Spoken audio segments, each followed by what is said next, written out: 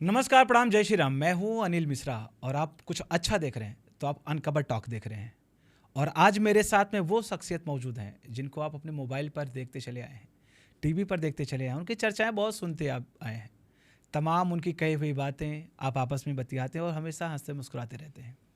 चाहे कर्मकांड की बात हो, मोटिवेशनल स्पीकर की बात हो या सनातन संवाहन की बात हो, हमेशा अग्रणी भूमिका निभाते हैं। जब समाज को सुधारने की बात हो, देश के उत्थान की बात हो, वो खुद को आगे करते हैं और एक मैसेज दे जाते हैं। और वो मैसेज इतना वायरल होता है कि हर कोई उसको देखता है और कहता है कि ये तो सुल्तानपुर वाले जागरण सम्राट धर्मेंद्र पांडे जी हैं। और आज वही धर्मेंद्र पांडे जी मेरे साथ मौजूद हैं। बहुत बहुत स्वागत आपका पांडे जी। जय सिया राम। पांडे जी, शुरुआत करूंगा मैं। सबसे पहले जो लोगों के दिल में एक सवाल होता है, वो सवाल होता है कि भजन सम्राट तो मैंने सुना था, अनूप जलोटा जी, लखबीर सिंह लखा जी, या तमाम नरेंद्र चंचल जी, तमाम सारे नाम। अब ये जागरण सम्राट की उपाधि आपको मिली, ये कहाँ से जागरण सम्राट, खुद से या कहीं से प्राप्त हुई है? अच्छा, धर्मेंद्र पांडे जो है ये मेरे माता पिता का दिया हुआ नाम है। धर्मेंद्र पांडे जी। ये मेरा जन्म मुझे याद दिलाता है, ये मेरा परिवार मुझे याद दिलाता है। धर्मेंद्र पांडे। और ये जो जागरण सम्राट है ये मेरा उद्देश्य मुझे याद दिलाता है। जैसे आप देखते हैं ना, लोग चंदन लगाते हैं जी, कंठी पहनते हैं या जनेऊ पहनते बिल्कुल हैं, बिल्कुल। कि इन सब का एक प्रोटोकॉल है। जब कोई मंच से मुझे जागरण सम्राट कहता है तब वो बार बार उद्देश्य याद आता है कि नहीं पांडे जी, आप जागरण सम्राट हैं। रही बात कि किसने बनाया, तो आप जानते हैं हमारे राष्ट्रपिता कौन है? महात्मा गांधी। महात्मा गांधी जी को राष्ट्रपिता कौन बनाया? क्या संविधान में कोई राष्ट्रपिता शब्द है? नहीं, बिल्कुल नहीं है। नेहरू जी को चाचा कौन बनाया? हम ही आपने। चलिए, मुलायम सिंह को धरती पुत्र कौन बनाया?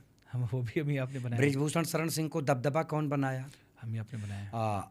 ये अपना खब्बू तिवारी जी ना, खब्बू तिवारी जी को शेरे पूर्वांचल कौन बनाया?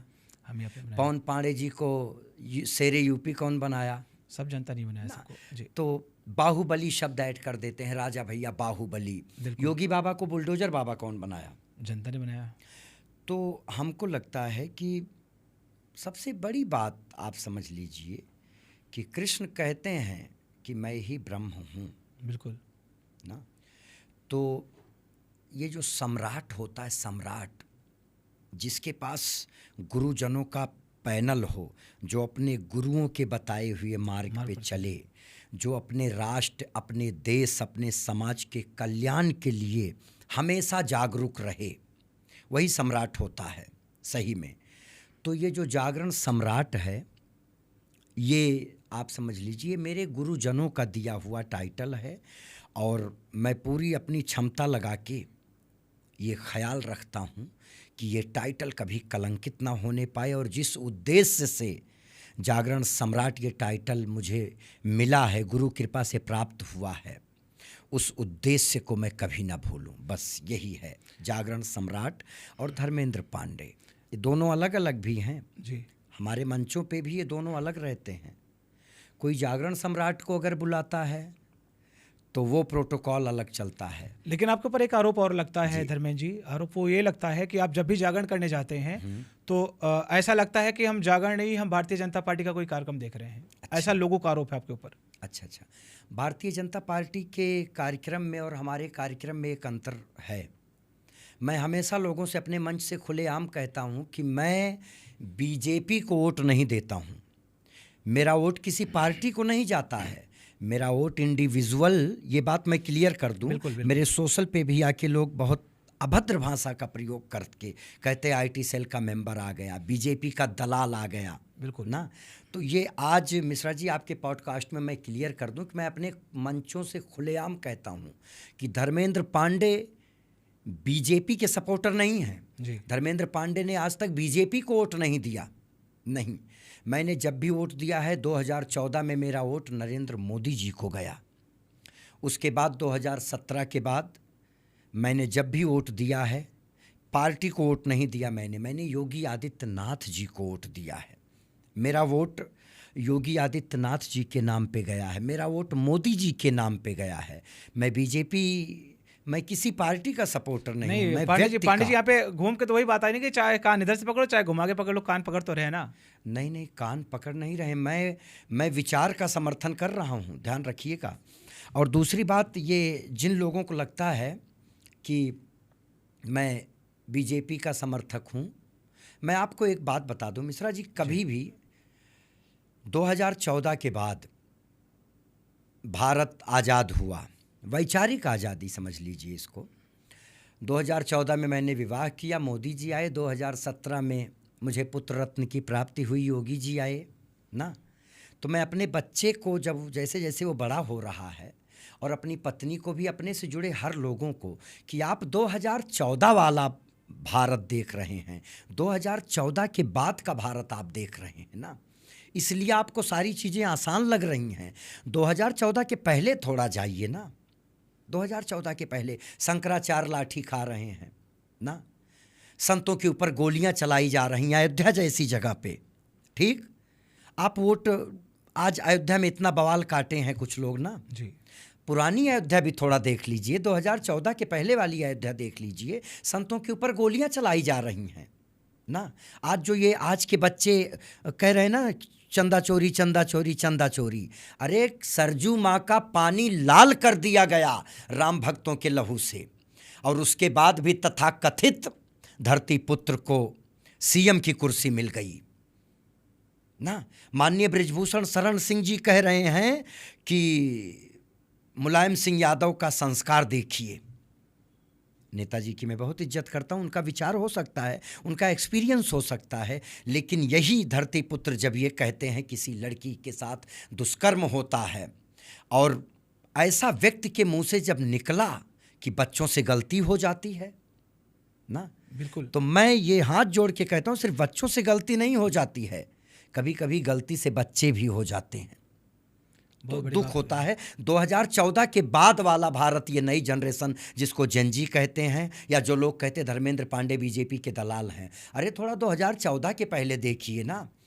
गौ माता के ऊपर दिल्ली में श्रीमती इंदिरा गांधी ने गोली चलवाई, संतों के ऊपर करपात्री जी महाराज साक्षी हैं।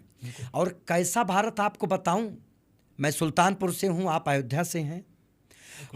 रामचरितमानस पाठ का ये हारन, ये तमाशा बंद करो। क्यों बंद करो? क्योंकि आजान होने चल रही है, आजान के समय सब कुछ बंद होना चाहिए। ऐसा दृश्य मैंने झेला है, रोड जाम करके आजान चल रही है, खुलेआम फलाना मनाया जा रहा है, धमाका मनाया जा रहा है। आज मैं अपने ज़िले में रहता हूँ, इसीलिए अपनी जिम्मेदारी लेता हूँ। आप कभी लखनऊ जाइए, कहीं भी जाइए, आप देखिए कि हर शहर के एंट्रेंस पॉइंट और एग्ज़िट पॉइंट पे ही मस्जिद और मदरसे बने हैं। आपके शहर के हाईवेज़ के किनारे, ये अगर गजवाए हिंद की तैयारी नहीं तो क्या है? आप समझिए कि मैं किसके साथ खड़ा हो जाऊं। सुनील मिश्रा जी, मैं आपसे हाथ जोड़ के कहता हूं, आज आप उत्तर प्रदेश में योगी जी के ऑप्शन में किसी को बताइए, आज आप केंद्र में मोदी जी के ऑप्शन में किसी को बताइए, मैं उसके साथ खड़ा हूं। यहां तक कि मैं अपने मंचों पे खुलेआम कहता हूं, आप भगवान श्री रामचंद्र, अगर आप मनुष्यता के बेस्ट पोटेंशियल को छूना चाहते हैं तो भगवान राम से बड़ा आपके पास रोल मॉडल नहीं है, और श्री रामचरित से मानस से बड़ा सिद्धांत नहीं है। तो अगर राम से भी बड़ा कोई रोल मॉडल आपकी नज़र में है तो मुझे बताइए, मैं हिंदू धर्म छोड़ने को तैयार हूँ। योगी से बड़ा कोई अगर चेहरा आपको दिख रहा है उत्तर प्रदेश के उत्थान के लिए तो बताइए, मैं उस तरफ आ जाऊँ ना। चलिए, ये हो गई राजनीतिक बात। अक्सर जो लोगों के आपके ऊपर आरोप प्रत्यारोप हो रहे थे, अब आगे बढ़ते हैं थोड़ा। आप अक्सर लोगों से कहते रहते कि शस्त्र रखिए अपने घरों में, हाँ, पिस्टल रखे, यानी तमाम सारे शस्त्रों को आप प्रोत्साहित करते नजर आते हैं कि आप घरों में अपने शस्त्र रखिए। कभी फरसा की बात करते हैं, कभी कुल्हाड़ी की बात करते हैं, ये इसको लेकर आपके ऊपर एफआईआर भी दर्ज हुई है। ये सब क्या है? अगर समाज की बात की जाए, आप एकदम समाज को जोड़ने की बात करते हैं, ऐसे में शस्त्र रखने की बात करते हैं, ऐसे लोगों के सवाल हैं आपके ऊपर। इटवा के विधायक जी कौन है? माता प्रसाद पांडे जी। इटवा के विधायक माता प्रसाद पांडे जी। इटवा में मेरा जागरण हो रहा था, मैंने मंच से खुलेआम बोला। उस समय उत्तर प्रदेश के पूर्व शिक्षा मंत्री जी आदरणीय द्विवेदी जी भी मंच पे मौजूद हैं जी। मंच पे मैंने, एक मेरे पास पर्ची आती है कि भारत के प्रधानमंत्री तक जादूगरी दिखा रहे हैं। जी। भारत के प्रधानमंत्री, बताइए, पूरा भारत, पहले मैं केस की बात बताऊं कि मेरे ऊपर किस कारण केस हुआ। मेरे पास पर्ची आई, मेरे सुल्तानपुर में भी पोस्ट की गई कि भारत के प्रधानमंत्री तमाशेबाज प्रधानमंत्री है भारत का। क्यों? क्योंकि कोरोना से लोग जिंदगी और मौत से जूझ रहे हैं और प्रधानमंत्री ताली थाली बजवा रहे हैं। बिल्कुल। तो ताली थाली बजवाने का कोरोना से क्या लेना देना था? मैंने कहा जिस समय मेरा भारत विषम परिस्थिति में है, इसी भारत में अकबर और बाबर की मानसिकता को पाले हुए, गजवाए हिंद की मानसिकता को पाले हुए कई करोड़ मजहबी जाहिल आतंकवाद की मानसिकता को लिए हुए, ये वो जाहिल हैं जो ये कहते हैं कि जनगण मन पे हम क्यों टॉकीज में खड़े हो जाएं। ये वो जाहिल हैं जो ये कहते हैं हम वंदे मातरम नहीं गाएंगे। ऐसे लोग भारत में पल रहे हैं और कोरोना के समय भारत विषम परिस्थिति में है। गृह युद्ध की आशंका बन रही है क्योंकि मस्जिदें मुसलमानों का पर्सनल एडमिनिस्ट्रेशन है। इसलिए भारत का प्रधानमंत्री प्रत्येक भारतीय को ताली और थाली बजवा के, दियाँ जलवा के भारत में पल रहे इन मजहबी कुत्तों को, जाहिलों को ये संदेश दे रहा है कि मेरे एक बार कहने पे अगर हर भारतीय अपने घर में ताली और थाली बजा सकता है तो सावधान हो जाओ। भारत में गजवाए हिंद की मानसिकता पाले हुए लोगों, पूरे भारत में प्रधानमंत्री के एक शब्द पे ईंट से ईंट बजने लगेगी। तो हिंदू राष्ट्र की बात करने पे, चूँकि माता प्रसाद पांडे जी इटवा में जी विधायक, और उनके दबाव में वो हेट स्पीच का केस लिखा गया जी मेरे ऊपर। और रही बात ये शस्त्र की ना, आचार्य चाणक्य कहते हैं, मिश्रा जी, उनको कोट करके कह रहा हूँ कि जो देश और जिस राष्ट्र के लोग, देश जमीन का हिस्सा है, राष्ट्र उस देश और राष्ट्र दोनों अलग अलग हैं। देश यानी जमीन हो गई, राष्ट्र यानी वहाँ की सभ्यता हो गई। राष्ट्र सभ्यता का नाम है जी। तो सनातनी सभ्यता है हमारी। आचार्य चाणक्य कहते हैं जिस राष्ट्र के लोग, जिस देश के लोग अपने राष्ट्र की रक्षा के लिए, अपने धर्म की रक्षा के लिए, अपनी सभ्यता संस्कृति की रक्षा के लिए शस्त्र नहीं उठाते, उनको मिटा दिया जाता है। हमारा भारत हमेशा, हमारे कौन से देवी देवता हैं जो बिना अपने अस्त्र शस्त्र के हैं? हनुमान जी यद्यपि राम जी का नाम लेके करताल बजाते हैं, लेकिन गदा कालनेमियों के लिए रखते हैं। श्रीधाम अयोध्या से आप हैं, हम हैं। भगवान राम सब कुछ छोड़ दिए धर्म की रक्षा के लिए ना। रघुकुल रीत सदा चली आई। क्या भगवान राम शस्त्र का त्याग किए? नहीं किए।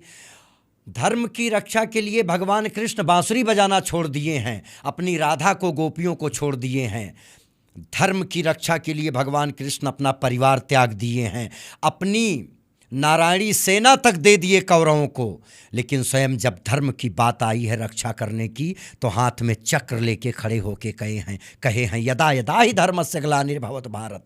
तो क्यों ना शास्त्र और शस्त्र दोनों चाहिए। तो इस देश को शास्त्र और शस्त्र दोनों की आवश्यकता है। आप जिस गांव में, जिस गली, जिस मोहल्ले में रहते हैं, 200 की संख्या में, 100 की संख्या में, 50 की संख्या में, झुंड में, वहाँ पे अगर जंगली सुअर आक्रमण कर दें तो क्या आप अपने शास्त्रों की रक्षा बेलन से करेंगे, चौके से करेंगे? लड़ेंगे कैसे आप? हमारे कोई भी देवी देवता बिना अपने अस्त्र शस्त्र के नहीं हैं।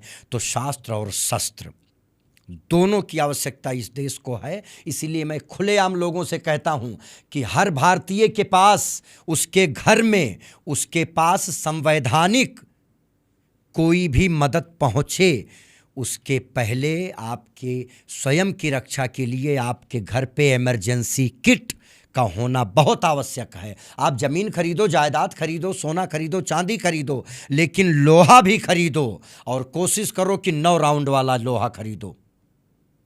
इमरजेंसी किट बहुत ज़रूरी है, हर भारतीय के पास होनी चाहिए। हमारा भारत केवल शास्त्र से नहीं, केवल संविधान से नहीं, संविधान की रक्षा के लिए भी शास्त्रागार बनाए गए हैं।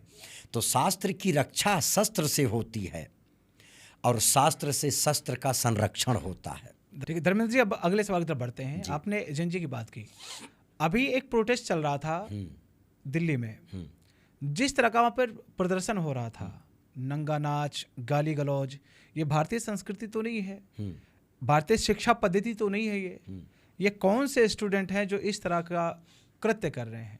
थोड़ा इसके बारे में अच्छा, गालियाँ दी जा रही हैं। देखिए, गाली को दुरुक्ति कहते हैं संस्कृत में, जी अपशब्द भाषा। जी और कहते हैं कि ये जो तू बदजुबान बोलता है, ये जो बच्चे गालियां बके प्रधानमंत्री जी को, या हमको भी सोशल मीडिया पे गालियां मिलती हैं, आप भी कभी कोई ऐसा कंटेंट डालते होंगे, लोग आके गाली देने लगते हैं। बिल्कुल।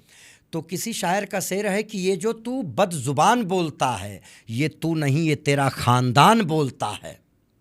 ध्यान दीजिए बिल्कुल कि गाली जो दी जा रही है, मैंने अभी आपको बताया कि ये जो जेनजी है, 1997 के बाद पैदा हुए बच्चे जब थोड़े युवा अवस्था में आए, 2014 में जब वो समझदार हुए, वो गाली देने लायक हुए, वो पढ़ने लिखने लायक हुए, तब तक भारत में मोदी सरकार आ गई थी। उन्होंने सनातनी हिंदुओं की सरकार को देखा है।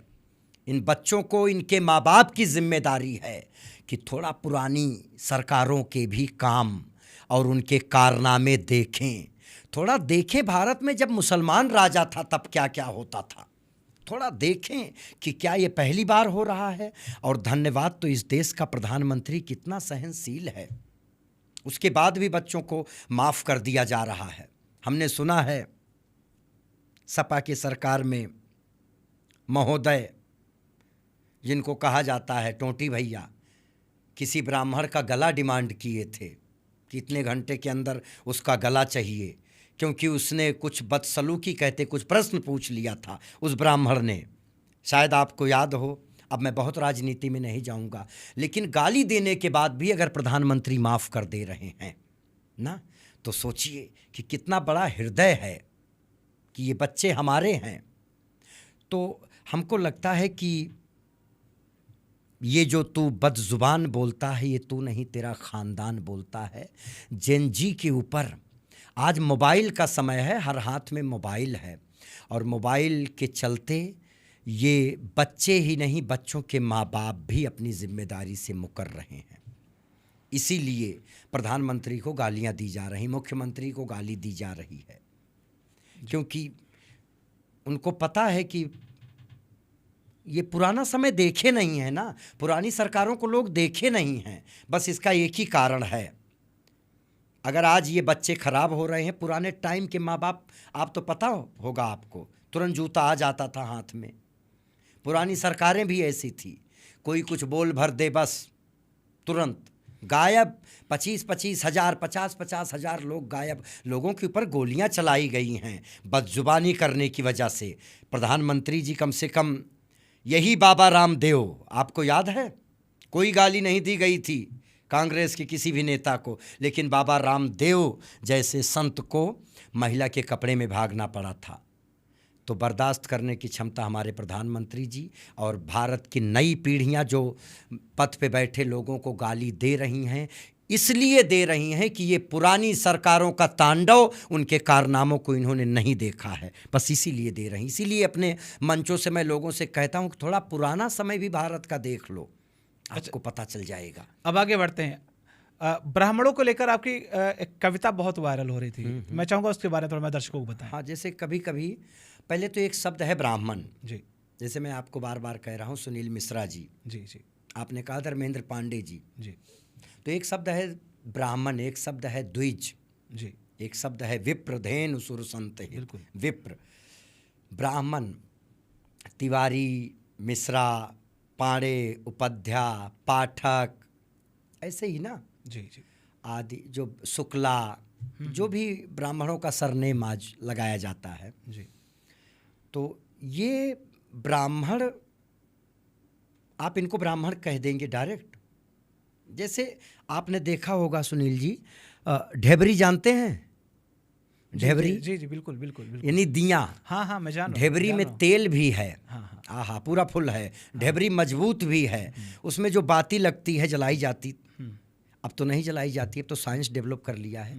तो ढेबरी बहुत सुंदर है, तेल भी फुल है, बाती भी नहीं है, बस वो ढेबरी है ना, हाँ, है तो दिया ही वो, बिल्कुल बिल्कुल, उसको क्या कहेंगे आप, दिया ही ना। हाँ हाँ, तो धर्मेंद्र पांडे कहे ब्राह्मण जाएंगे, जी लेकिन अगर वो दिया बुझा हुआ है मिश्रा जी, जी, तो क्या वो दिया समाज को रोशन कर सकता है, बिल्कुल रोशनी नहीं कर प्रदान कर सकता है? नहीं नहीं, बिल्कुल नहीं। नहीं कर सकता ना। नहीं। तो तिवारी, मिश्रा, पांडे, उपाध्याय, पाठक, शुक्ला, जितने भी ब्राह्मणों के सरनेम हैं, जी। ये हैं तो ढेबरी दिया हैं ये। जी लेकिन अगर इनमें चरित्र की, ज्ञान की ज्योति नहीं है, पुरुषार्थ की ज्योति नहीं है, तो ये समाज में किसी काम के नहीं। बहुत बड़ी बात कम से कम ये अपने आप को तो ब्राह्मण ना कहें। बिल्कुल बिल्कुल। द्विज, जब आपका दूसरा जन्म होता है, यानी कि आप इंद्रियों से अपनी चेतना पे आ जाते हैं, दीक्षा लेते, द्विज बनते हैं, समाज कल्याण। जैसे वशिष्ठ शब्द है, जी एक शब्द है शिष्ट, भैया फलाने बहुत शिष्टाचारी हैं, जी, जी। यही तो शिष्ट, शिष्टाचारी होते तो आप समाज में बैठते हैं, समाज आपको विशिष्ट दर्जा देता है। जी, जी। भैया विशिष्ट अतिथि हैं। जी विशिष्ट होते हुए जब आप समाज के कल्याण के लिए अच्छा कार्य करते हैं, समाज आपको वशिष्ठ बनाता है। जी तो जब आप तिवारी, मिश्रा, पांडे होते हुए, शुक्ला होते हुए, पाठक, उपाध्याय होते हुए उस ढेबरी में ज्ञान की ज्योति जलाते हैं जिससे समाज को उजाला मिल सके, तब आप सही में ब्राह्मण होते हैं। तब आप अपने आप को ब्राह्मण कहिए, तब आप अपने आप को विप्र कह सकते हैं, द्विज कह सकते हैं। उसके पहले आप तिवारी, मिश्रा, पांडे आदि हैं, आपको एडमिशन केवल मिला है। और जो बात आप पूछ रहे हैं, मैंने कहा था कि खात खात गिर गिर परें जी और फिर उठ उठ खाएं, असली पंडित वही हैं जो खात पियत मर जाएं। इतनी क्लिप काटी गई थी, जी जबकि मैं इसके बाद भी बोला हूँ। अच्छा। कि लोग हंस लेते हैं तुरंत, हाँ भैया, हाँ हाँ हाँ, पंडित लोग खाते हैं, पंडित हाँ खाते हैं। ब्राह्मण, ये भी मैंने कहा था कि ब्राह्मण ज़्यादा नहीं खाता, ब्राह्मण अच्छा खाता है, और जब अच्छा मिलता है तब ज़्यादा खाता है। बिल्कुल। वशिष्ठ जी को सूर्यवंश मिला था, 45 पीढ़ी बैठ के खाए, अच्छा मिला था खाने को। तो खात खात गिर गिर पड़े, फिर उठ उठ खाए। असली पंडित ब्राह्मण वो है जो सोच विचार के खाए खाना। जी सोचिए कि संसार का पाप खा के हजम कर गए, वो ब्राह्मण हैं। इसीलिए कह रहा हूं कि हम ही वशिष्ठ हैं, हम ही संदीपनी हैं, हम ही वशिष्ठ, हम ही गर्गाचार, हम ही संदीपनी, और हम ही दुर्वासा हैं। ब्राह्मण कोई जाति नहीं है, ब्राह्मण इस जगत की परिभाषा है। क्या बात है, ये ध्यान रखिएगा। मैं चाहूंगा वो कविता आप पूरी करें, जो हमारे दर्शक देख रहे हैं आपको। हाँ, वो उस कविता को पूरी कर दीजिए थोड़ा। उसको मैं सिर्फ इतना ही बोला था, खात खात गिर गिर पड़ें, फिर उठ उठ खाएं, असली पंडित वही हैं जो खात पियत मर जाएं। और खाने की क्षमता तो दुनिया के पास है, लेकिन पचाने की क्षमता जिसके पास है, अपने जजमान का पाप खा के ब्राह्मण पचा सकता है, पूरा समंदर ब्राह्मण सोख सकता है। और जब इस विश्व के कल्याण की बात आती है तो अपनी हड्डियों का दान, अपने शरीर को गला के ब्राह्मण दे सकता है, और भगवान की छाती पे एक लात भी ब्राह्मण ही मार सकता है।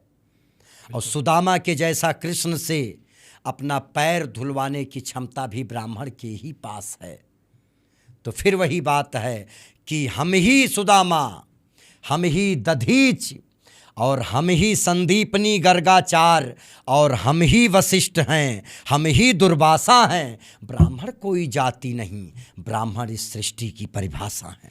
धर्मेंद्र जी, आप देवताओं की कैबिनेट के बारे में अक्सर बताते हैं। हाँ, कैबिनेट। मैं चाहूँगा उसके बारे में हमारे दर्शकों को बताएं आप। कैबिनेट के बारे में पहले तो ये समझ लीजिए, अक्सर मैं मंचों पे बोलता हूँ, श्रावण मास चल भी रहा है। बिल्कुल बिल्कुल। ठीक, तो मैं कहता हूँ कि भगवान शिव इस जगत के राष्ट्रपति हैं, कैबिनेट ऑफ यूनिवर्स, राष्ट्रपति हैं।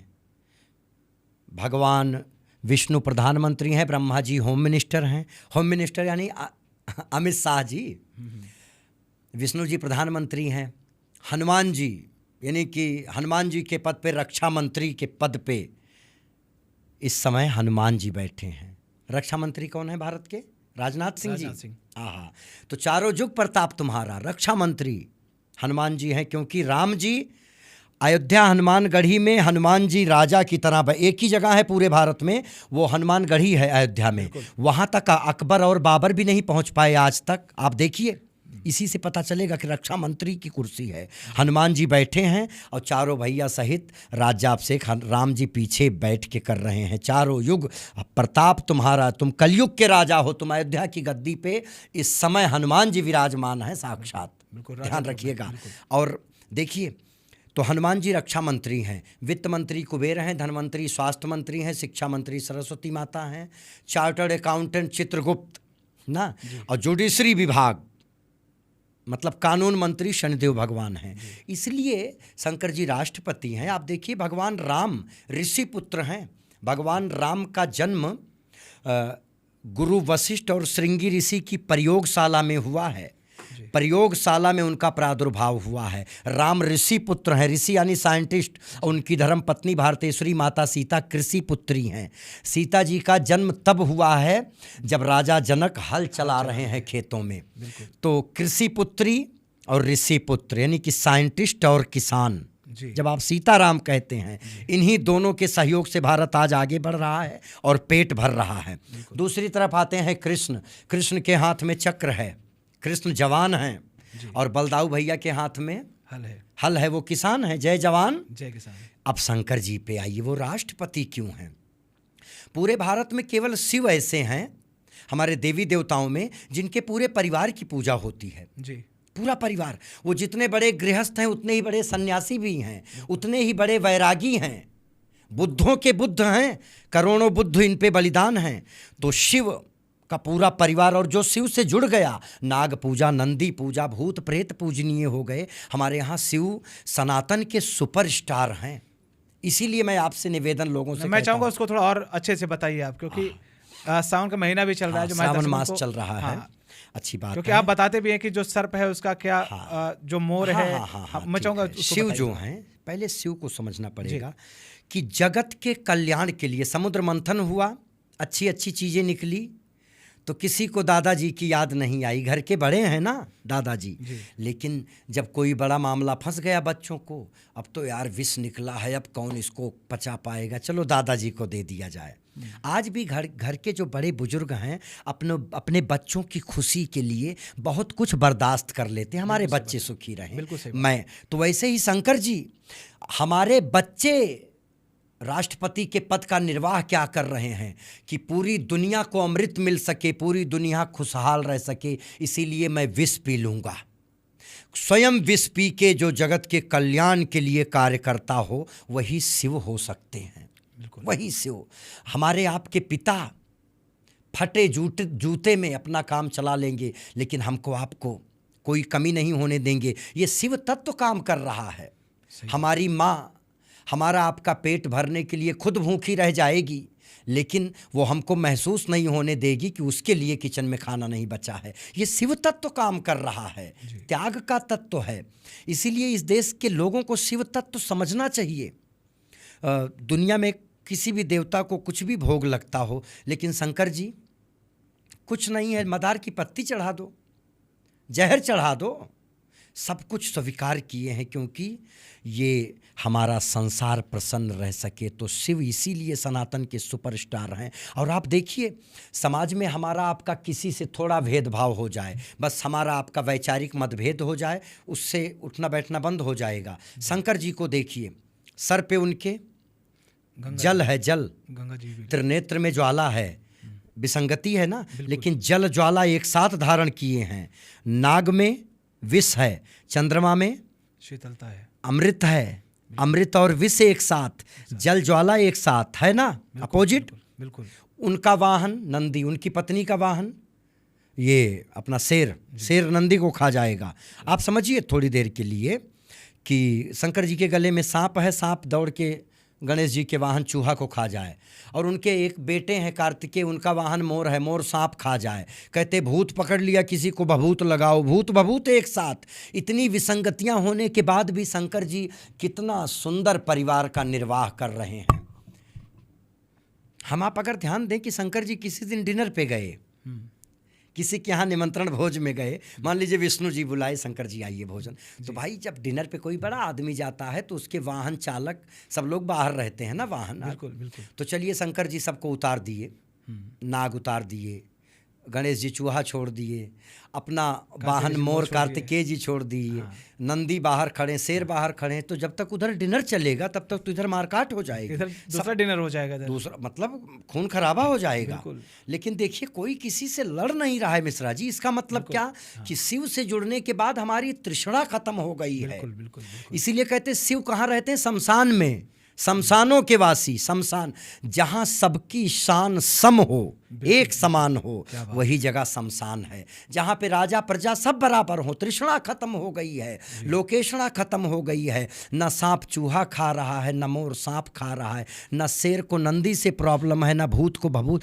सब अपने में मस्त हैं। चिदानंद रूपा शिवोहम शिवोहम आदि शंकर लिखते हैं कि जहाँ किसी से किसी को कोई बैर नहीं है, वही शिव तत्व है, वही सही में शिव हैं, इसीलिए वो राष्ट्रपति हैं। अच्छा, आप आगे बढ़ते हैं। आप अयोध्या में आए हुए हैं जी।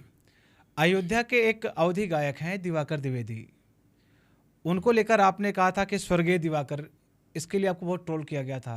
हाँ हाँ हाँ, ये सब चीज़ें क्या हैं? हाँ, गोंडा के भजन गायक हैं गगनदीप जी। तो भजन गायक क्या, उनका जागरण का मंच था जी। नहीं नहीं नहीं नहीं, ये तो दूसरी बार था। पहली बार गोंडा में प्रोग्राम पस्का में हो रहा था जी। तो मैं मंच पे था, अक्सर मैं मंच पे होता हूँ, तो ऐसा होता है मेरे पास एक चिट्ठी आई कि भैया कुछ अवधी भजन गा दीजिए ना, दिवाकर द्विवेदी जी का। अब चूँकि वो पर्ची मेरे पास आई, मैंने नाम देखा तो मैंने कहा कि स्वर्गीय दिवाकर द्विवेदी जी। अच्छा, तो ये बात तो हो गई, मैंने कह तो दिया स्वर्गीय दिवाकर द्विवेदी, लेकिन मैं मानस की कोई चौपाई उस समय बोल रहा था जी। मैं मानस पे बोल रहा था, और उसी चीज़ में 14 चौपाइयों में बाबा तुलसीदास जी ने 14 प्रकार के लोगों को मृतक बताया है। अच्छा। उसमें से एक प्रकार ये भी है कि जिन लोगों से समाज की हानि हो रही है, अगर आप कोई अश्लील गाना गाते हैं तो जितने भी अश्लील गायक हैं वो किसी भी भाषा के हैं जी, तो वो समझ लीजिए कि पॉर्न वीडियो का ऑडियो वर्जन है। ये लोग इस देश की संस्कृति पे कलंक हैं। ऐसे लोगों को मृतक बताया है तुलसी बाबा ने। तो वो मैंने दिवाकर द्विवेदी को स्वर्गीय नहीं कहा जी। मैंने कहा कि अश्लील गाने वाले जो लोग अपने गीत संगीत अपनी कला को कलंकित करते हुए इस समाज में अश्लीलता परोस रहे हैं, ऐसे लोगों को मानस में स्वर्गीय बताया गया है, स्वर्गीय दिवाकर द्विवेदी जी। तो वो स्वर्गीय अलग था, दिवाकर द्विवेदी अलग थे। तो बस वो मैं समझाते समझाते 14 चौपाइयों को, तो कहीं से कोई बात वायरल हुई, लोगों को लगा, लोगों को तो चाहिए मतलब पूरी बात समझिए। कुछ लोगों की बात को समझने के लिए दिमाग की औकात का भी होना आवश्यक होता है। मैं हमेशा कहता हूं कि निस्वार्थ समर्पण को कमजोरी मत समझो, मन के सच्चे रिश्ते को कच्ची डोरी मत समझो। किसी की समझदारी ही अगर कमजोर है तो मैं क्या करूं, मेरे दिमाग की किताब को कोरी मत समझो, अपनी समझदारी बढ़ाइए। बहुत ट्रोल किया गया था आपको। हाँ। तरह तरह के यहाँ पर आरोप प्रत्यारोप लग रहे थे, काफ़ी लोग नाराज थे जो दिवाकर द्विवेदी को चाहने वाले हैं। अच्छा, अब चलते हैं थोड़ा और आगे। जब इसकी चर्चा चली है, मैं देख रहा हूँ कि जो ये भोजपुरी है अश्लीलता की तरफ बिल्कुल जो उसकी पराकाष्ठा उसको भी वो पार कर चुकी है। इसको कैसे देखते हैं आप? देखिए, भोजपुरी हो गई, मोबाइल हो गई, टीवी हो गई, कुछ लोगों को, जैसे वो अभी बताया ना आपने दिवाकर द्विवेदी जी, अब भाई आत्माराम दुबे के बेटे हैं पंडित तुलसीराम दुबे जी, तुलसीदास जी, राम बोला कहा गया इनको। इन्होंने लोगों को श्री रामचरितमानस दी। दिवाकर द्विवेदी जी अच्छे भजन गायक, वो एक भोजपुरी हीरोइन, बड़ा प्यारा स्टेटमेंट दिया भाई। आम्रपाली दुबे जी, उनके माता पिता को प्रणाम, मैं बिना विवाह किए माँ बनना चाहती हूँ ना। तो इसीलिए मैंने कहा कि हर दुबे को आप तुलसीदास मत समझ लीजिए, हर दुबे को आप ब्राह्मण मत समझ लीजिए भैया। बड़ा आरोप लगा रहे हैं धर्मेंद्र जी आप। बड़ा आरोप नहीं लगा रहा हूँ मैं, होता कौन हूँ आरोप लगाने वाला। मैं बात कह रहा हूँ, हर पाड़े को जी। हर मिश्रा को आप ब्राह्मण मत समझ लीजिए, जी। हर दुबे को आप तुलसीदास से मत जोड़ दीजिए। आम्रपाली दुबे कह रही हैं कि मुझे माँ बनना है, 2 आंसू बहा दे रही हैं। तो अब पता नहीं उनके माँ बाप उनको जो संस्कार दिए या क्या दिए। मार्केट में हर घड़ी चश्मे खरीदार में रहने के लिए बहुत सारे हुनर चाहिए, लगातार बाजार में रहने के लिए। मैंने देखा है जो अपने आप को बाहुबली कहते हैं, कभी कभी मस्खरा बन जाते हैं बड़े बड़े दरबार में रहने के लिए। और अब तो मिश्रा जी बदनामी का शोहरत से वो रिश्ता है कि लोग नंगे हो जा रहे हैं, मनुष्य कुत्ता बन जा रहा है लगातार टीवी और अखबार में रहने के लिए। बिल्कुल। तो इसीलिए मैं कह रहा हूं कि भोजपुरी सिनेमा को आपके संस्कारों से क्या मतलब, बस उनको पैसा मिल रहा है ना। एक ऐसे ही वो लड़की कनिका शर्मा जी। मिलियन में फॉलोअर्स, और उसने मुसलमान से शादी कर ली, लव जिहाद का शिकार हो गई। अब लव जिहाद का शिकार हो गई तो उसके माँ बाप भी उसको सपोर्ट कर रहे हैं। उसकी माँ आके बोल रही है कि मेरी बिटिया, मेरा दामाद बहुत अच्छा है ना। हमारे आपके घर की ये बहन बेटी होती तो भाई मैं तो फिर एक ही काम करता कि हत्या कर देता। अगर कनिका शर्मा मेरे घर की बहन बेटी होती और मुसलमान से शादी करने के लिए कहती तो मैं दोनों की हत्या कर देता। भोजपुरी सिनेमा को, टीवी को, मीडिया को बहुत मतलब नहीं है। इनको सिर्फ टीआरपी इनकी कैसे बढ़ रही है जी।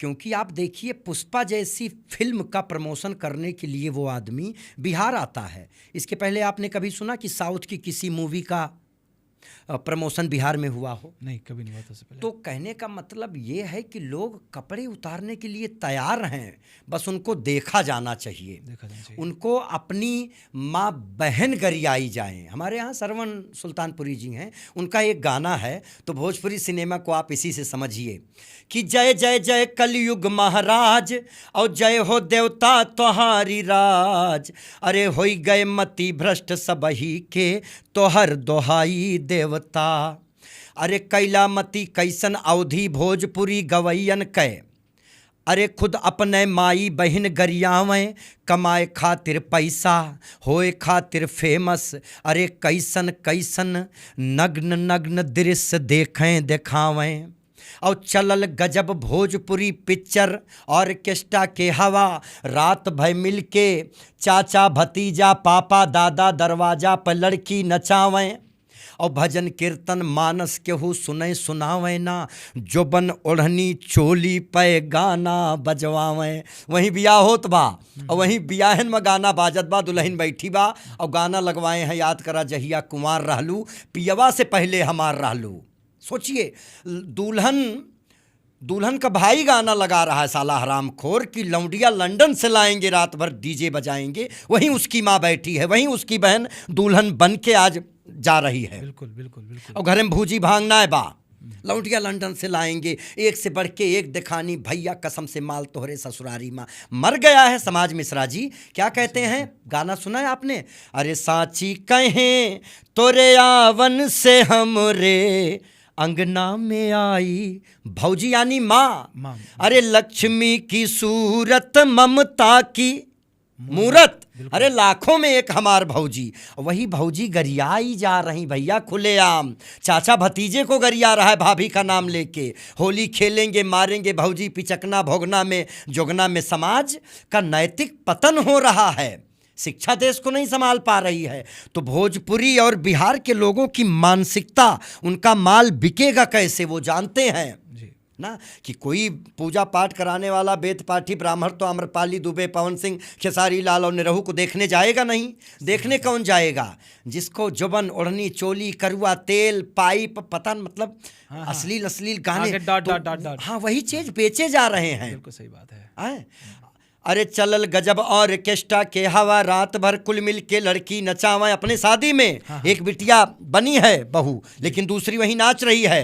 अरे भजन कीर्तन सुने सुनावे ना, जुबन ओढ़नी चोली पर गाना बजवावे। अरे तो कोल्हू गन्ना और मशीन और दिखावे करुआ तेल कसीन, अरे भागए प्रेमी संगमा तीन तीन लड़का कमाई देवता, अरे बड़ी दोहाई देवता तो हर दोहाई कलयुग चल रहा है। बिल्कुल सही बात। कलयुग राजा है, राजा का असर है घरों में। अगर आपको देखना है कि समाज में कितने लोग कलयुगी काल नेमी हैं, तो आप मिश्रा जी कभी भी कोई नेता हो, मंत्री हो, विधायक हो, पुजारी हो, पंडा हो, उसके साथ कैसे लोग रहते हैं, उसका उठना बैठना कैसा है, उसका इंटरेस्ट किस टाइप के म्यूजिक में है जी ना। अब ब्रिजभूषण शरण सिंह से पूछा जाए कौन सा गाना सुनेंगे तो बुद्धि हरेर हो जाएगी, गायक सुना नहीं पाएंगे। आप कल्पना करिए राजा भैया के यहाँ उत्तर प्रदेश में राजा भैया का फ़ोन आया आपके यहाँ, सुनील मिश्रा साजन जी टीम लेके आइए, राजा भैया बैठ के सुनेंगे। आप किस टीम का गठन करेंगे? या मैं आपसे कहूं, लोग मुझसे कहें, मैं गट्स से कहता हूं कि राजा भैया ब्रिजभूषण शरण सिंह ही नहीं, नरेंद्र मोदी जी, सुधांशु त्रिवेदी जी और योगी आदित्यनाथ जी, रवि किशन जी, मनोज तिवारी जी, दिवाकर द्विवेदी जी, जितने रत्न वगैरह पाए हैं, जो भी हैं, सबका आप गठन करिए, एक जगह सबको इनवाइट करिए। धर्मेंद्र पांडे के पास अगर फ़ोन आएगा कि ऐसे लोग रहेंगे ना, तो टीम गठन करके ले जाऊंगा और लोग स्टैंडिंग ओवेशन में ताली खड़े होके बजाएंगे, इस बात की तो गारंटी है।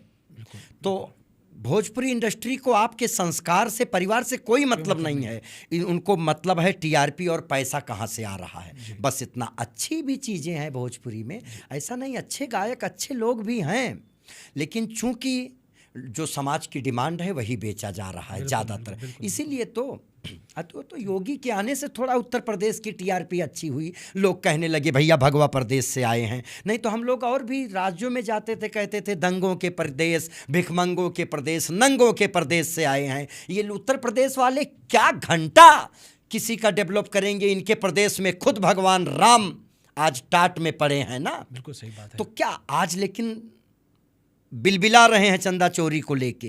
यही नंगों का, भिखमंगों का, दंगों का प्रदेश था। तो इतना तो हुआ है कि योगी धीरे धीरे सरकार करेगी इन सब चीज़ों पे, हमारा बस चले। मिश्रा जी, अगर एक दिन के लिए ही, यकीन मानिए आप, अगर आप हमसे कह दीजिए नायक पिक्चर की तरह एक दिन धर्मेंद्र पांडे आपको सीएम का पद एक दिन के लिए मिलेगा, तो मैं कुछ करूंगा नहीं। मैं सभी अश्लील गायकों को बुलाऊंगा, उनकी माँ बहनों को, उनकी बेटियों को बुलाऊंगा और एक बड़ा सेमिनार कराऊंगा। भारत के हर क्षेत्र के लोग आएँ, बैठें, ठीक, और कहूँगा कि भैया निरहुआ जी तनी अपनी बहन के लिए, वो कौन है, लहंगा उठा दो रिमोट से, ज़रा अपनी मम्मी के साथ करके दिखाइए एक बार।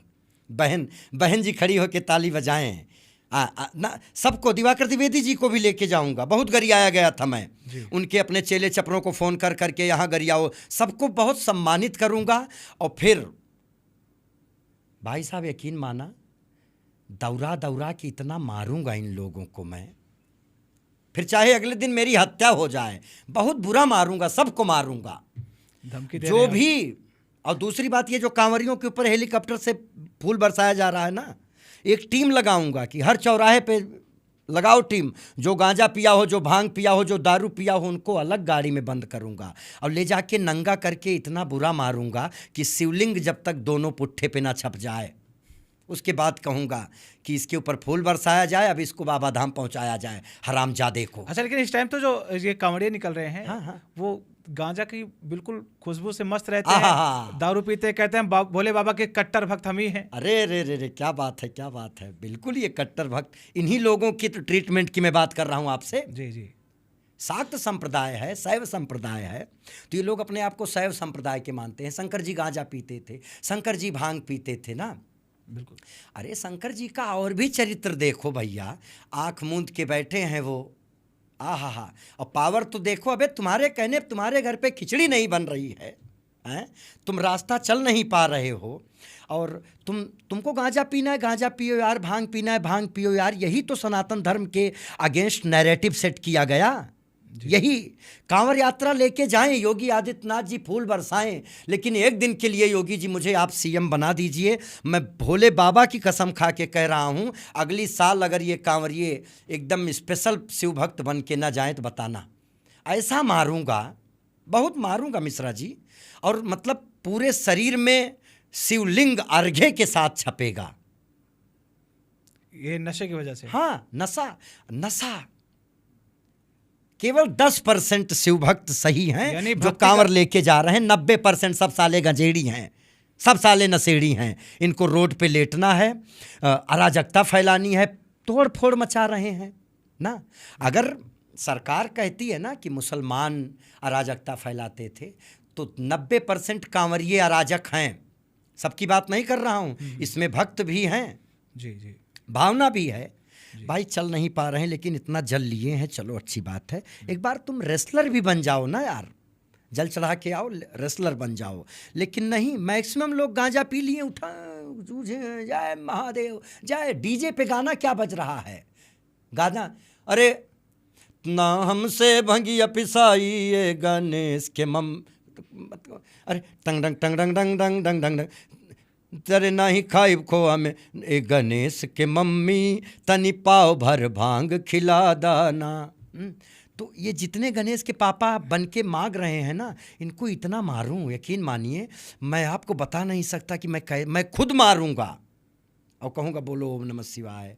इन सबको ना पेवर शिव भक्त बना दिया, तो मेरा नाम बदल दीजिए आप। अच्छा, अब आगे बढ़ते हैं धर्मेंद्र जी।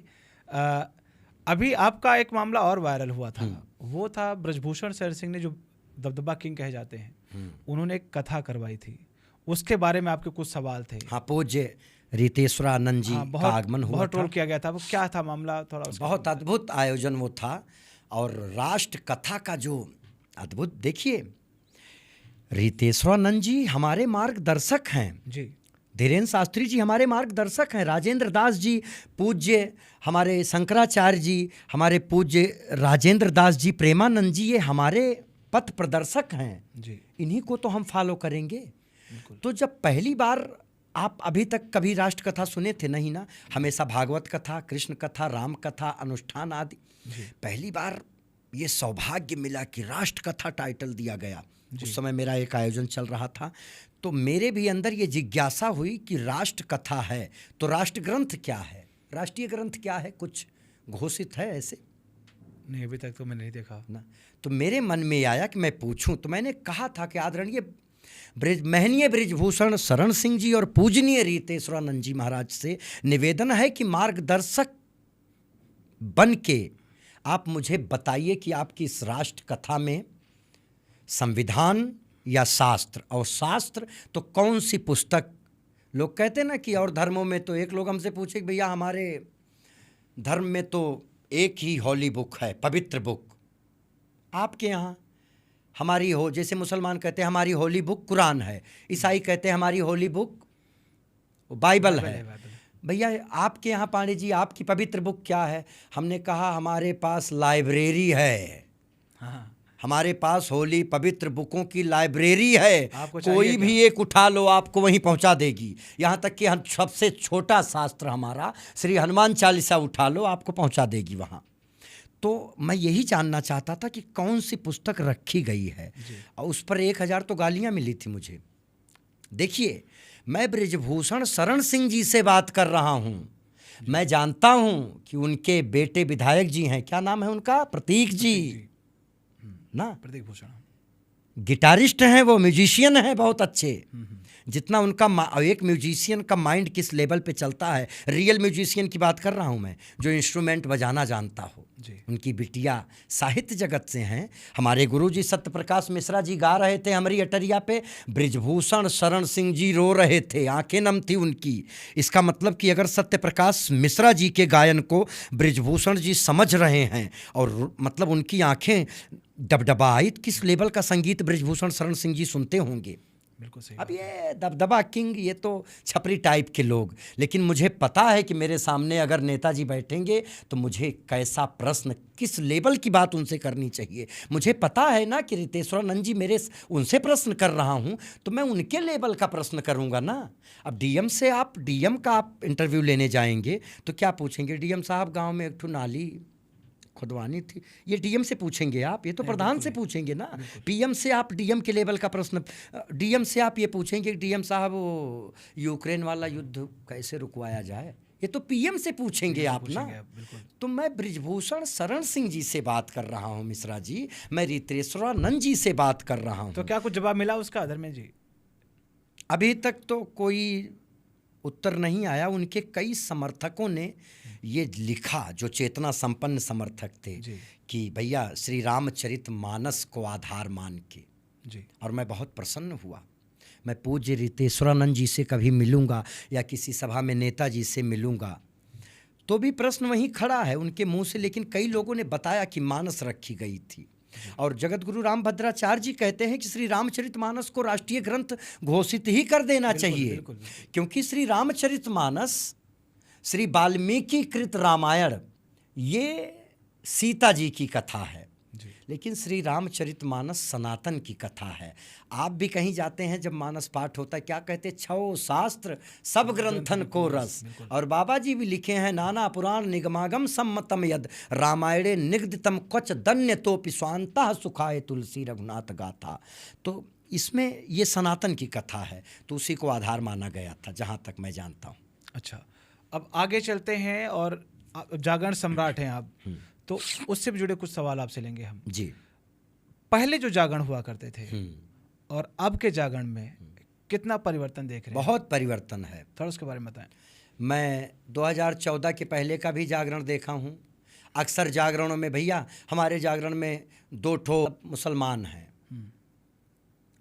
हैं, जी। एक ठो कव्वाली गा दीजिए। तो बहुत बार गाया हूँ कव्वाली, वो नया नया अदनान सामी की आई थी, पर्द झोली मेरी चांद तारे मदीना, कई बार गानी पड़ी है।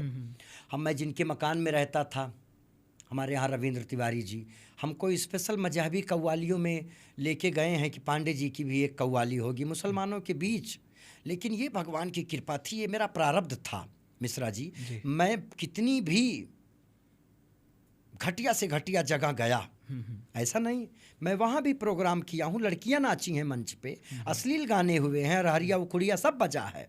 वहाँ भी मैं एंकरिंग का काम किया, मैं अपना गाता रहता था, तुम अगर साथ देने का वादा करो मैं यूं ही मस्त नगरे। इतने में कोई आता था झूमते झूमते, हजारा देवे गोरी। ऐसे स्थानों से भी मैं निकला हूँ ना। लड़कियाँ नाची हैं मंच पे, अश्लील गाने, मुझको बोलना पड़ा अब आइए आपके बीच फलानी। लेकिन धीरे धीरे जब गुरुओं के संगत में गया, उन्होंने रास्ता बताया कि पांडे जी, ब्राह्मण परिवार में आप हैं, अपनी ढेबरी को जलाइए और समाज को उजाला मिले, शास्त्र पढ़िए, गुरु संगत में बैठिए, गुरु दीक्षा लीजिए, जनेऊ पहनिए, कंठी पहनिए। जब बच्चा अनभिज्ञ होता है तो मैला खा लेता है, पॉटी जी, नंगा घूमता है, चड्ढी पहन के घूमता है। कपड़ा पहनने का सलीका धीरे धीरे जब सीखता है, चेतना डेवलप होती है, तब पहनना शुरू करता है जी ना। तो हम भी जागरण किए, कव्वाली किए, वहाँ से आए, रैली में गए। ऐसा नहीं है, मैं सपा का भी प्रोग्राम किया हूँ, सबका। लेकिन फिर हमारे गुरुजी कहे कि पांडे जी, या तो यार कौरवों की तरफ खड़े हो जाओ, या तो जिस तरफ कृष्ण है उधर हो जाओ, एक तरफ हो जाइए पांडे जी। फिर मैं खुलेआम मंच से कहता हूँ कि सारी दुनिया में हम लोगों के अंदाज निराले हैं, हम बाबा वाले हैं। जागरणों में जब मैं गया तो कव्वालियाँ दमादम, हर जागरण में दमादम मस्त कलंदर, अलीदा पहला नंबर, छाप तिलक सब चीनी रे मुँह से नैना मिलाए के, छाप तिलक छीन जी है। और जयकारा भी कैसे, बोलिए शंकर भगवान की। बहुत हो रहा है, सब चीज़ें बहुत हो रहा है, अभी भी हैं। हाँ।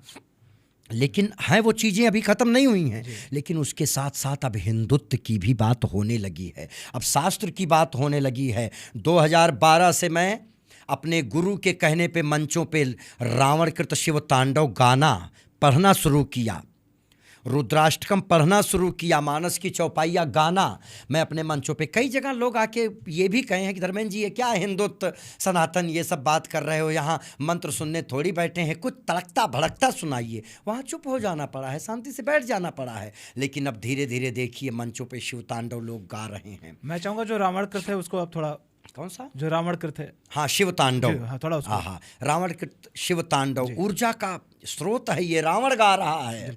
जटाटवी गलज्जलम प्रवाह पावित स्थले। पहली बार मैं रोडवेज पे खड़ा था, हमारे यहाँ वेणु शुक्ला जी हैं, पत्रकार हैं जी। उन्होंने कहा मुझसे कि पांडे जी, मेरा निवेदन आपसे है कि आप अपने मंचों से शिव तांडव पढ़िए।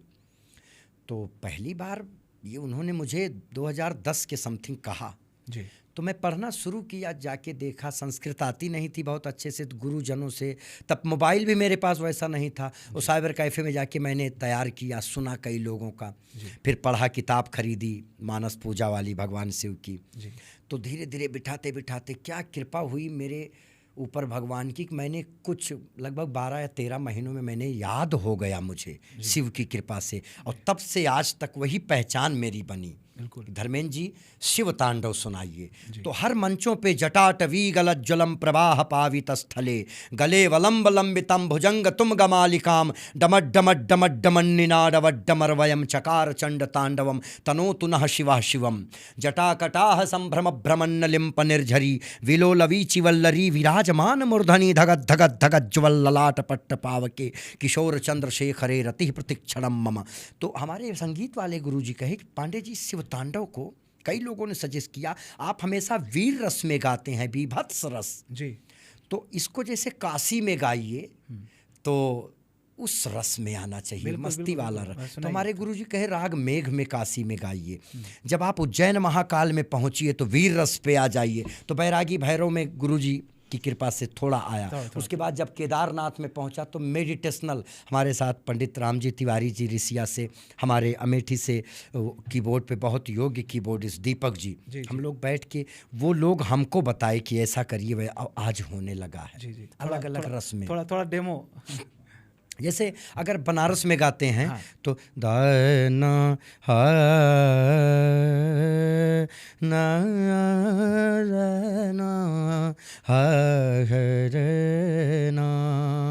अखर्व सर्व मंगला कला कदम्ब मंजरी, रस प्रवाह माधुरी व्रजम्भरा मृदुव्रतम, श्रांतकम पुरांतकम भवांतकम मखांतकम, गजांतकांतकांतकम तमंतकांतकम भजे।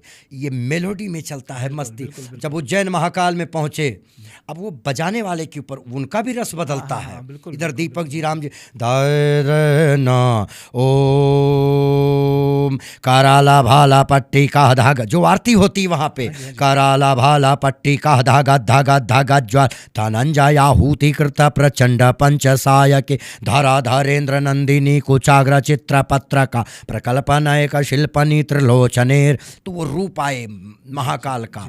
अब उज्जैन महाकाल ये प्लेस ऑफ डेस्टिनेशन है उज्जैन महाकाल, और the place of meditation, Himalaya की गोद में शिव बैठे हैं, भगवान शिव, केदारनाथ।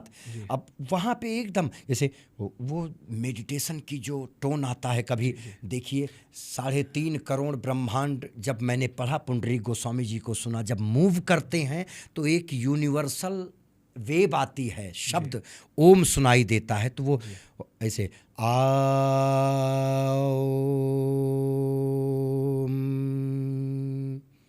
अब ये एकदम मेडिटेशनल साउंड जो चले, कदा नीलिम्प निर्झरी निकुंज कोटरे वसं, विमुक्त दुर्मति सदा श्रियः स्थमंजलिम वहम।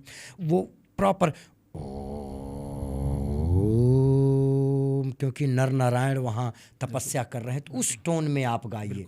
जब आप साउथ चले जाइए तो कभी आपने देखना कंतारा बजता है, हे गिरि नंदिनी नंदित में, तो उस टोन में शिव तांडव पढ़ना शुरू कर दीजिए ऐसा। तो उसको हमने अब आजकल मंचों पे लोग कर रहे हैं, भजन जैमिंग, भजन क्लबिंग जो चल रही है, मंत्र गायन पे फोकस हो रहा है, धीरे धीरे लोग लौट रहे हैं जी। सभ्यताएं डेवलप हो रही हैं, मानसिकता लोगों की बदल रही है। पहला भारत आप देखिए, जाकिर नाइक लाइव धर्म परिवर्तन करवाता था। आज हम सुन रहे हैं, हमारे गुरुओं को सुन रहे हैं। ये नया भारत है, तो धीरे धीरे धीरे धीरे ये भक्ति युग चल रहा है। जागरण का भी स्वरूप बदलेगा, इसमें कराने वालों की भी धर्मेंद्र गलती जी, है। जागरण का जो इस वक्त जो स्वरूप देखा जा रहा है वो भजन गायक कम, भजन गायन कम, झांकियों के ऊपर डिपेंड हो गया है। हाँ हाँ, नैरेटिव सेट कि ये झांकी, पता चला झांकी वाले भी ड्रिंक करके झूम रहे हैं, नाच रहे हैं, हम शंकर जी हैं, हम कन्हैया जी हैं, लोग जाकर पैर भी छू रहे हैं। पहले जब जागरण हुआ करता था उसमें केवल सिंगर जाते थे, पूरी रात भजन हुआ करता था। हाँ, आजकल पता चल रहा है कि जितने हम लोग साउंड बुक करते हैं उतने पूरा जागरण करके चले आ रहे हैं। वो हाँ हाँ हाँ, पता परिवार वालों को नचा रहे हैं, किसी को पार्वती बना दिया, कोई जो मंचों पे डांस करने वाले उनको बुला के पार्वती बना दिया, उन्हीं को माता जी बना दिया। ये सब जागरण में क्या हो रहा है धर्मेंद्र जी, इसके बारे में थोड़ा चिंतन करने की बात है। मैं ऐसा महसूस करता हूँ चीज़ों को। अच्छा, जागरण अलग है, भजन अलग है। भजन यानी आप प्रार्थना कर रहे हैं, जागरण का मतलब लोग जागरूक हों। जी, लोग जागरूक हों से मतलब कि शंकर जी का रूप रख के अगर कोई आ रहा है तो वो लोग जाने कि शंकर जी ऐसे हैं, राम जी ऐसे हैं, हनुमान जी ऐसे हैं, आप समझिए। अब जागरण कोई भी कराने वाला हमको आपको बुलाता है अगर अपने दरवाजे पे, तो मैक्सिमम लोग इसलिए नहीं बुलाते हैं कि वो धार्मिक हैं बहुत जी ना, उनको धार्मिक होने का केवल आभास है, धर्माभास, आडंबर कम करना है हाँ, उनको। वो इसलिए नहीं बुलाते हैं कि किसी को हमको हीरो बनाना है, वो इसलिए बुलाते हैं कि वो उनको हीरो बनना है, उनको हीरो बनना है ना। वो अपने दरवाजे पे नाचे, खूब मस्ती किए, भगवान भी नाचे। अरे भैया मजा आ गया लोगों की सोचने समझने की सुदामा जी क्षमता को गिर भीख गई मंगवा है। रहे हैं। केवल भगवान ही नहीं, मिश्रा जी, शादी विवाह में अच्छे अच्छे लोग अपनी बहू बेटियों को, पत्नियों को, अपनी माँ तक को रोड पे नचा दे रहे हैं, बुलेट पजीजा। बिल्कुल, अच्छे अच्छे घर की बहू बेटियां रोड पे बारात जब निकाली जा रही, आप गाने देख रहे हैं किस लेवल के बज रहे हैं, छलकत हमारी जवनियां ए राजा ना। तो जिस लेवल का आदमी का माइंड सेट होता है, जैसे कुत्ता सोचता है कि कोई बड़ा कुत्ता है मेरी तरह जिसने दुनिया बनाई है, गधा सोचता है कोई बड़ा गधा दुनिया बनाया है, बैल भैंसा सोचते हैं बड़ा भैंसा गधा दुनिया। वैसे आदमी जिस परिवेश में रहता है, जो उसकी मानसिक स्थिति रहती है, वो सोचता है कि मैं भी यार गांजा पीता हूँ, मैं भी ऐसे नाचता हूँ, मैं भी अपनी भाभी के साथ लकड़ बग्घई करता हूँ, अपनी पत्नी के साथ, अपने घर में, अपने परिवार। वैसे भगवान भी होंगे, वैसे तो शंकर जी भी होंगे, तो वो उनको भी वैसे ही नचा देता है जब अपनी माँ बहन को नचा दे रहा है। बिल्कुल सही बात। तो ये धार्मिक इसको मैंने शब्द दिया था, अंतर्राष्ट्रीय भारतीय धार्मिक ढकोसला, भोंदूपना। तो इससे निकालने का काम कौन करेगा? ऐसा नहीं है, मैं भी हमारे भी मंच पे झांकियां होती हैं। हनुमान जी बीजेपी की रैली में नाचे, बिल्कुल, लेकिन किस पे नाचे? गाना क्या बजा था आप जानते हैं? किस गाने पे हनुमान जी बीजेपी की रैली में नाच रहे थे? आप बताइए। हा, आप रील निकाल के देखिए। अगर पंडित धीरेन्द्र शास्त्री के मंच पे कोई झांकी जा रही ना, राजेंद्र दास जी की मंच पे झांकी, कृष्ण की भी झांकियाँ निकलती हैं बड़ी बड़ी जगहों पे, इंद्रेश जी की कथा हो रही है, बड़े बड़े लोगों की, लेकिन क्या मर्यादा, भगवान बन के बैठे हैं और गाना बज रहा है, फूलों में सज रहे हैं श्री वृंदावन बिहारी। साधारण मानसिक शून्य जो लोग मरे हुए हैं वो बजवा रहे हैं, अरे फागुन में होली खेलूंगी मैंने कर लई है सब तई, अरे तने मारे पिचकरा भोगना में, हे मारे पिचकरा जो बना। तो इन लोगों को जूते की ज़रूरत है, इनका लाठी से पहले इनका समझावे कि भैया, क्योंकि कमेटी है नहीं, सरकार भी ध्यान नहीं दे रही ना अभी। इसीलिए सरकार में हमारे जैसे लोगों की ज़रूरत है, क्योंकि मैं हर जगह से होके गुजरा हूँ, मुझे पता है क्या सुधार होना चाहिए। मैं कहूँगा कि ऐसे झांकी के कलाकारों की, ऐसे भजन गायकों की आप रील रिकॉर्ड करके मेरे पास भेजो, मैं उनको व्यक्तिगत बुला के एक रूम बनाऊंगा, उसमें ले जाके सम्मानित करवाऊंगा और समझाऊंगा कि बेटा ऐसे नहीं, ऐसे आपकी आवाज़ बाहर तक आएगी। अरे क्या बात है, मेरी भी बात बाहर तक आएगी, और जब मेरा ट्रीटमेंट ऐसे लोगों पे होगा तो उनकी भी आवाज़ सुनाई पड़ेगी, सुर नहीं पूरी श्रुतियाँ सुधर जाएंगी। हाँ, तो हमको लगता है कि बिना न मानत जड़ जल गए 3 दिन बीत, लाते देवता बातें नहीं मानते हैं मिश्रा जी, तो सुधार लाना पड़ेगा और सुधार करने के लिए जूते की भी ज़रूरत है बस। तो हमारे साथ थे जागरण सम्राट धर्मेंद्र पांडे जी, जो लगातार सनातन को लेकर और ख़ास करके बात करें तो देश को लेकर हमेशा सजग रहते हैं और ये प्रयास करते हैं कि जिस तरह से देश को सोने की चिड़िया होने की बात कही जाती थी वो आज भी है और आगे भी रहे। और भी अपडेट आप तक हम पहुँचाएंगे। धर्मेंद्र पांडे जी, अगर आपके और भी कोई सवाल हैं तो आप मुझे ज़रूर बताइएगा। फिर से बुलाऊंगा धर्मेंद्र पांडे जी को और इनसे फिर से आपके सवाल पूछूंगा। जय सिया राम। नमस्कार।